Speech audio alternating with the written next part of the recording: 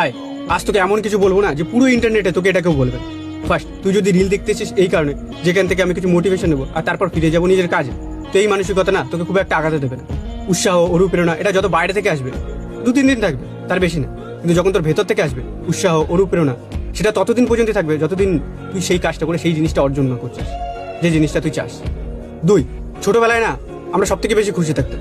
প্রজাপতি দেখলেও খুশি হয়ে যেতাম, তার পিছনে দৌড়াতাম। কেন? কারণ ছোটবেলায় আমরা সেই মুহূর্তে বেশি বাঁচতাম।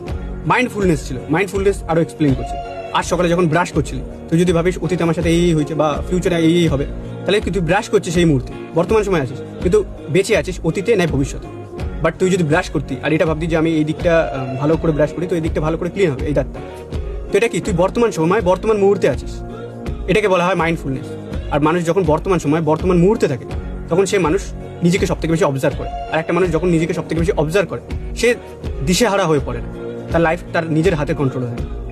ওকে ছোটাতে পারে না, সে নিজেই নিজেকে ছোটায়। ভালো একটা দিক। 3, ম্যানিফেস্টেশন। ম্যানিফেস্টেশন কেন এত জরুরি বলতো? রাতে যখন তুই ঘুমানোর সময় তুই যে জিনিসটা চাস সেই জিনিসটা ভিজুয়ালাইজ করিস যে ভাই আমি সেই জিনিসটা পেয়ে গেছি, অ্যাচিভ করে ফেলেছি।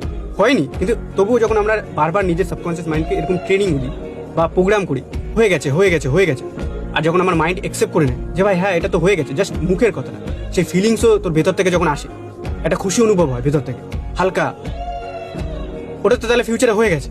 তাই পরের দিন যখন আমরা সেই সকালে উঠি, তো ওই জিনিসটা কি করে হলো আর আমরা কি স্টেপ নিয়েছিলাম যেটার জন্য ওই জিনিসটা অ্যাচিভ করেছি, তো সেই রাস্তাটা আমাদের জন্য ক্লিয়ার করে। এটাই ম্যানিফেস্টেশনের কাজ। 4 নম্বর, এই পৃথিবীতে কোনো কিছু ফ্রি না। তুই যদি এই রিলটা দেখিস, তুই যদি ভাবিস এটা ফ্রি, একদমই না। আমি যদি তোর মনে হয় যে আমি এটা তোকে ফ্রিতে বানিয়ে দিলাম, একদমই না। টাকার ট্রানজ্যাকশন হয়তো হয়নি, অন্য কিছু ট্রানজ্যাকশন হয়েছে, তো এই পৃথিবীতে কোনো কিছু ফ্রি না।